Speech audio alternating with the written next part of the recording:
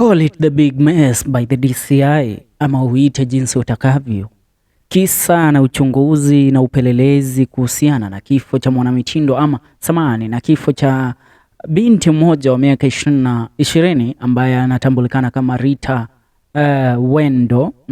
Waeni Wendo, ambaye alipata kuuliwa eneo la Roysambu karibia wiki moja ambayo imepita, na uchunguzi ukaanzishwa kuhusiana haswa nani ambaye alifanya kitendo kile, fununu zikidai ya kwamba ni raia wa kutokea nchi ya Nigeria ambaye ana asilia ya Kinigeria, ndiye ambaye alikuwa amebook ile nyumba ama ile Airbnb apartment ambapo nani Wendo alipata kuuawa.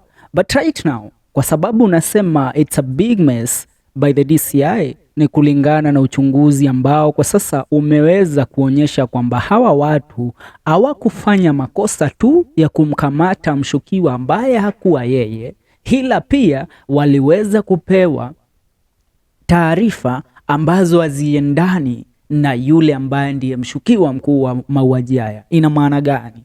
Ina maana mshukiwa kamili wa mauaji haya hajulikani ni nani. Maana inaweza kuwa alishatokomea na alishapotelea nchini. Maana iweje mshukiwa mkuu katika mauaji ya Rita Waeni Wendo, inasemekana kulingana na maongezi na mazungumzo, tunaziita forensic analysis, mostly data analysis, ambazo zinafanywa kule kwenye utandawazi na kitengo cha forensics kilichopo chini ya idara ya polisi ya DCI.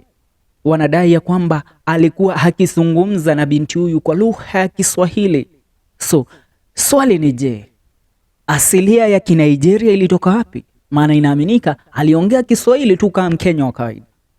Kulingana na conversation ambazo zimepata kuwa exposed kupitia mitandao ya kijamii, inadhihirisha kwamba we might have the wrong idea. Tunaweza kuwa tumepotozwa kuweza kumtambua ambaye ndiye mshukiwa mkuu katika mauaji haya. Maana ni stofahamu fulani iliyopo katika kisa hiki. Mpaka wa sasa DCI wenyewe hawajamgundua ni nani. Ina maana kulingana pia na stakabadhi, yule mtu wakati alienda kuchukua na kutafuta kukodi chumba ambacho alikuwa akienda kulala na Rita, alitumia stakabadhi gushi. Ina maana alitumia ID, identification gushi ambayo ni badia. Pia alitumia majina gushi na akaongea lugha ya Kinigeria. Ina maana ilikuwa vigumu sana kuweza kumtambua huyu mtu mwenyewe ndiye nani. Kwa sababu gani nasema hivi? Asilia ya Wanigeria waliopo katika eneo la Roysambu na Kasarani ni wengi sana. Yani eneo lote la Kasarani na Roysambu lina asilimia raia wanaoishi pale. Sasa unaweza sema asilimia ya raia 20% ni wa kutokea nchi za kule Western, kule Nigeria na Ghana, the Oga Boys kama jinsi ambavyo wanatambulikana. So huyu mtu hata angekuwa Mkenya, yupo Roysambu, alafu amemaster art ya kumanuva na kuweza kucamouflage kutumia lugha yoyote, angejifanya Nigeria tu na aweze kuingia na Rita kule afanye dhambi zake na atokomee.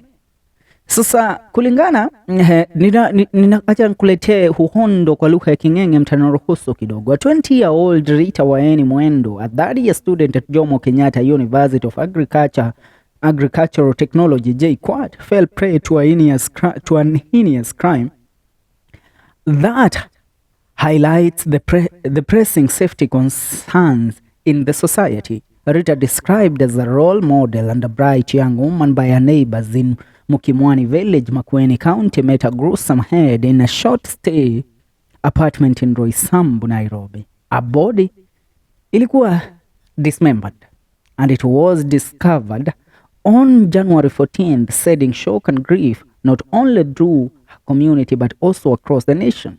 What makes this tragedy even more unsettling is the attempt by the assailant to conceal evidence by clipping off Rita's fingernails. Now, the government pathologist Jansen Odor revealed that such actions raise suspicions about hiding DNA evidence, adding another layer of darkness to an already disturbing crime. The details emerging from the investigation paint a chilling picture. Rita, a promising student, had left her auntie's residence in Syokimau to meet a man she had been chatting with on Instagram.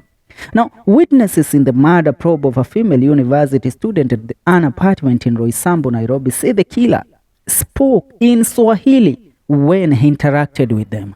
Ina maana aliongea lugha ya taifa yetu ya Kiswahili kando na kutumia pidgin English ambayo inaaminika kutumiwa na wa Nigeria kule, ama kutumia lugha ya king'eng'e sahihi. Through revelation of their connection through social media has heightened concerns about online interactions and safety. Now, the killer, who reportedly demanded a ransom of Kenya shillings 500,000 even after taking Rita's life, has triggered widespread outrage. The motive behind the brutal act remains unclear, leaving family, friends, and the community grappling with grief and unanswered questions. As police intensify efforts to apprehend the suspect, the case serves as a stark reminder of the growing need for enhanced security measures and public vigilance.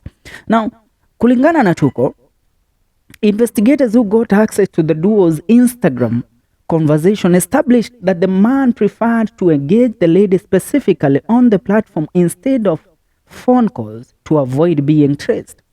In their preliminary probe, the police learned that the lady had strived to acquaint herself with the man before meeting. She was given a location and time to meet, but was adamant and showed disinterest at some point. Ina maana binti yetu huyu mdogo alikuwa amemuona huyu mwanaume kama prey tu. Na kaanza kujitenga na kucheza mchezo wa kujiondoa kwa mikono ya huyu gaindi fidhuli mnyama huyu. Alikuwa anajiondoa huyu binti wetu Rita, lakini wanaume wana charm zao, yani wanakauganga fulani wanako wakati anakutaka na amejitolea kukutafuta kwa ajili kwanza hawa ambao wamesomea heart ya kuweza kuwin wasichana design hiyo.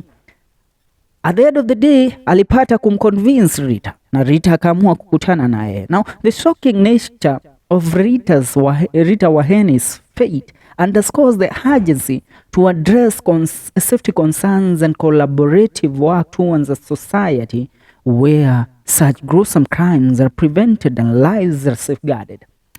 Kile ambacho najaribu kukisema ni kipi?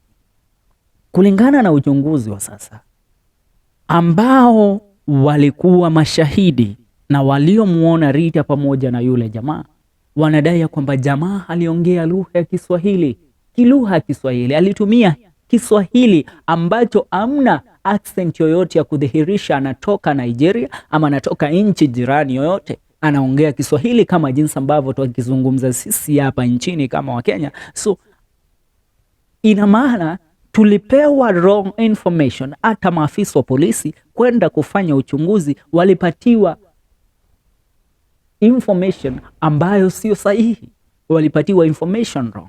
Maana yule mtu ni kana kwamba amelande hato, kuna hati ya kukamuflaji.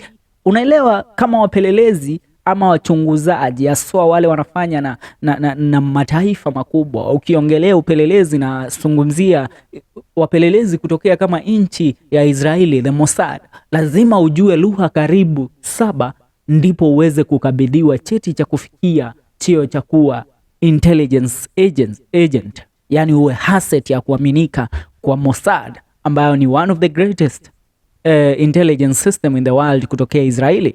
The same thing to CIA. So huyu mtu ni kana kwamba ni spy fulani, amejimold kuweza kujiingiza katikati ya hawa mabinti, na anaweza kutumia hati yoyote kuweza kuwalagai wananchi na watu ambao hawawezi msuspect kabisa. Maana iweje anazungumza Kiswahili chetu alafu anaenda kule anasema yeye ni Nigeria, anapeana identifications ambazo ni gushi. Inakuwa vigumu sana kumkamata. Kisa hiki tunaendelea kukichunguza, ila tunasema Mwenyezi Mungu Allah Subhanahu wa Ta'ala ndiye ajaliaye na ndiye ambaye ana haki ya kutuchukua. Huyu halijitwika jukumu la kuwa Zirahili mnyofu wa roho, naye karma ipo inamsubiria. Hilo tu ndilo tunaomba, maana huyu binti alikuwa mchanga na alikuwa na maisha marefu sana mbele yake. Ni hayo kwa sasa, tunaendelea kukuletea taarifa. Usisahau, hii ni FM Show. Mimi niite FK Mwenda.